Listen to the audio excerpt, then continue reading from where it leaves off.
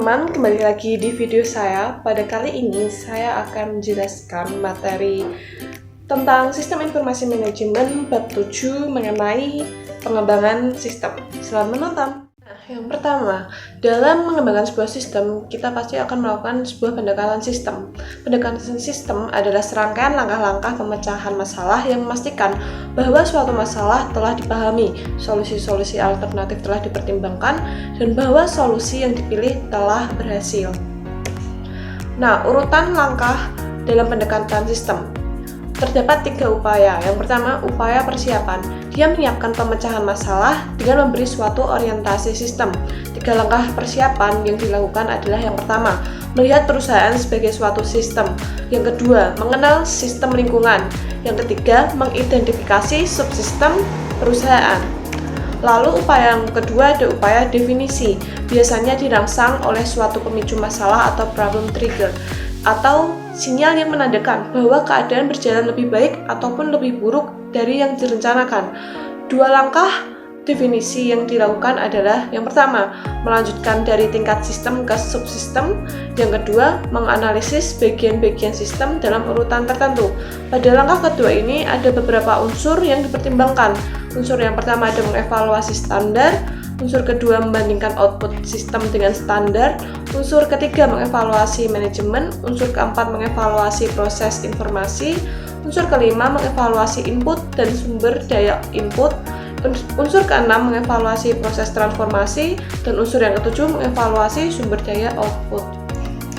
Lalu, upaya solusi yang urutan langkah pendekatan sistem yang ketiga yaitu ada upaya solusi, melibatkan pertimbangan-pertimbangan alternatif yang layak, pemilihan alternatif yang terbaik, dan implementasinya. 5 langkah solusi yang dilakukan adalah 1. Mengidentifikasi solusi-solusi alternatif. Yang kedua, mengevaluasi solusi-solusi alternatif tersebut. Yang ketiga, memilih solusi yang terbaik.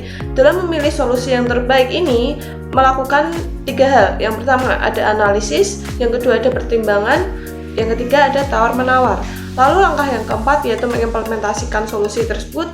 Langkah yang kelima, menindaklanjuti untuk memastikan keefektifan solusi tersebut.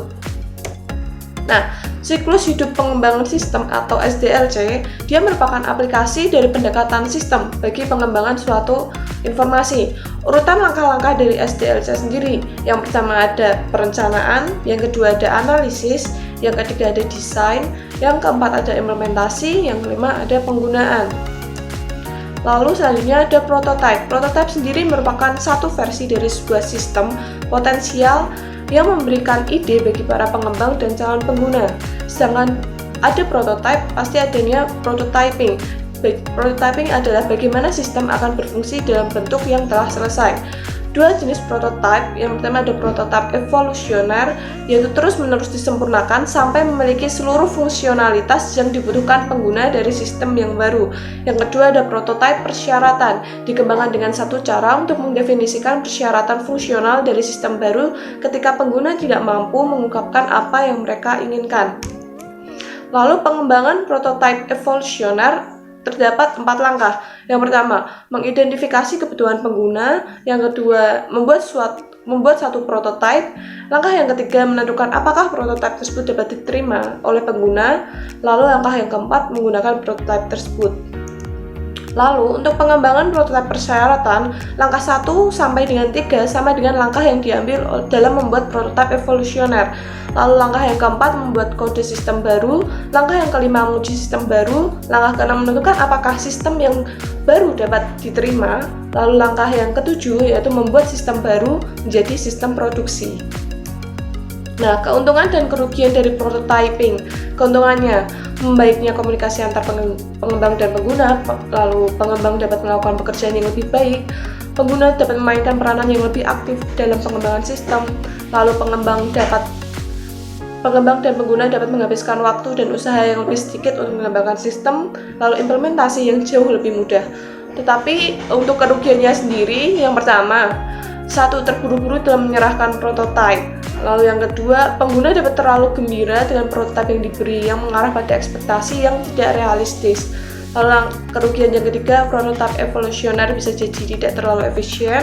Lalu kerugian yang keempat, antarmuka komputer manusia yang diberikan oleh beberapa alat prototyping tertentu kemungkinan tidak mencerminkan teknik desain yang baik. Lalu selanjutnya ada pengembangan aplikasi cepat atau RAD, Rapid Application Development, yaitu kumpulan strategi, metodologi, dan alat terintegrasi yang terdapat di dalam suatu kerangka kerja yang disebut dengan rekayasa informasi. Unsur-unsur penting dalam RAD ada manajemen, orang, metodologi, dan alat-alat. Lalu selanjutnya ada pengembangan berfase yang merupakan suatu pendekatan bagi pengembangan sistem informasi yang terdiri dari 6 tahap. Yang pertama ada investigasi awal, lalu yang kedua ada analisis, yang ketiga ada desain, yang keempat ada konstruksi awal, yang kelima ada konstruksi akhir, yang keenam ada pengujian dan pemasangan sistem. Lalu selanjutnya ada desain ulang proses bisnis.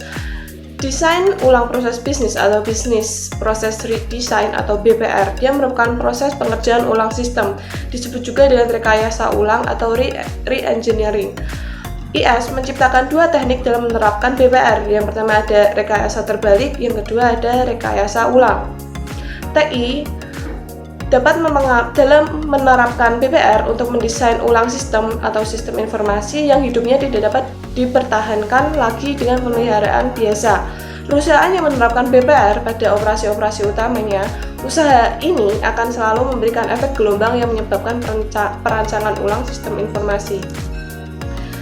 Dalam pemilihan komponen BPR akan tergantung pada mutu fungsionalitas dan mutu teknis. Mutu fungsionalitas adalah ukuran dari apa yang dikerjakan oleh sistem, sedangkan mutu teknis ukuran dari seberapa baik sistem tersebut melaksanakannya. Lalu selanjutnya ada pemodelan proses. Dalam pemodelan proses ini adanya diagram arus data atau DFD, penyajian grafis dari sebuah sistem yang mempergunakan 4 bentuk simbol untuk mengilustrasikan bagaimana data mengalir melalui proses yang saling terhubung. Simbol-simbol dari DFD itu sendiri akan mempengaruhi yang pertama unsur lingkungan, proses, arus data, dan penyimpanan data. Unsur lingkungan sendiri disimbolkan dengan terminator, sedangkan proses disimbolkan dengan lingkaran, persegi panjang horizontal, persegi panjang bersudut lingkaran. Arus data disimbolkan dengan tanda panah. Diagram arus data bertingkat dibagi menjadi dua, yaitu diagram konteks dan diagram nomor N. Diagram konteks menempatkan sistem dalam suatu konteks lingkungan. Diagram nomor N mendokumentasikan satu proses dari sebuah DFD dengan tingkat detail yang lebih besar. Nah, lalu pemodelan proses yang kedua ada kasus penggunaan, suatu uraian naratif dalam bentuk kerangka dari dialog yang terjadi antara sistem primer dengan sistem sekunder. Terdapat dua format kasus penggunaan, yang pertama ada naratif kontinu, yang kedua ada format pingpong. Naratif kontinu, dia merupakan format dengan nomor berurutan untuk masing-masing tindakan, sedangkan format pingpong terdiri dari dua naratif dan penomoran yang menunjukkan bagaimana tugas-tugas terjadi penggantian antara sistem primer dan sekunder. Lalu selanjutnya ada manajemen proyek. Ketika sistem memiliki nilai strategis atau pengaruhnya meliputi keseluruhan organisasi, direktur utama atau komite eksekutif perusahaan dapat memutuskan untuk mengawasi sendiri proyek pengembangan tersebut. Ketika tujuan dari dibentuknya sebuah komite adalah untuk memberi panduan, arah, dan kendali, maka disebut dengan steering komite atau komite pengarah. Steering komite SIM. Ketika perusahaan membentuk satu steering komite dengan tujuan mengarahkan penggunaan sumber daya komputasi perusahaan, maka muncullah steering komite SIM. Tugasnya, dia melaksanakan seluruh strategi yang dibuat oleh komite eksekutif maupun rencana strategis untuk sumber daya informasi. Steering komite SIM sendiri mempunyai 3 fungsi utama. Yang pertama, menciptakan kebijakan, pengendalian fiskal, dan menyelesaikan perselisihan. Lalu, mengestimasi biaya proyek. Dalam mengestimasi biaya proyek ini terdapat 3 hal. Yang pertama, informasi mengenai sistem tertentu yang sedang dibuat dan orang yang akan melakukan pengembangan. Lalu komponen yang kedua ada pengalaman historis, komponen yang ketiga ada pengalaman mengenai proses pengembangan peranti lunak dan alat-alat serta teknik estimasi. Lalu input pengestimasian biaya, terdapat 4 komponen. Yang pertama ada kebutuhan sumber daya, yaitu sumber daya yang dibutuhkan dan berapa jumlahnya, lalu tarif sumber daya, biaya per unit setiap jenis sumber daya, lalu estimasi durasi aktivitas, waktu untuk menyelesaikan aktivitas pekerjaan tersebut. Lalu informasi historis, dia terdiri dari file-file data proyek masa lalu, basis data estimasi biaya komersial, dan pengetahuan tim proyek. Lalu alat-alat dan teknik estimasi biaya, ada estimasi analogis, ada estimasi dari bawah ke atas, lalu ada alat-alat terkomputerisasi, yaitu dapat digunakan secara terpisah untuk menyederhanakan alat-alat yang baru diuraikan. Lalu terdapat model matematis, yaitu digunakan untuk mengautentifikasi karakteristik proyek dan membuat simulasi dari berbagai macam skenario. Lalu output pengestimasian biaya. Estimasi biaya dibuat untuk seluruh sumber daya yang dibebankan ke proyek dan biasanya dinyatakan dalam unit keuangan berlaku. Untuk output pengestimasian biaya ini terdiri dari dua, yaitu detail-detail pendukung dan rencana manajemen biaya. Detail-detail pendukung mendokumentasikan bagaimana estimasi tersebut dihitung dan setiap asumsi-asumsi yang diambil.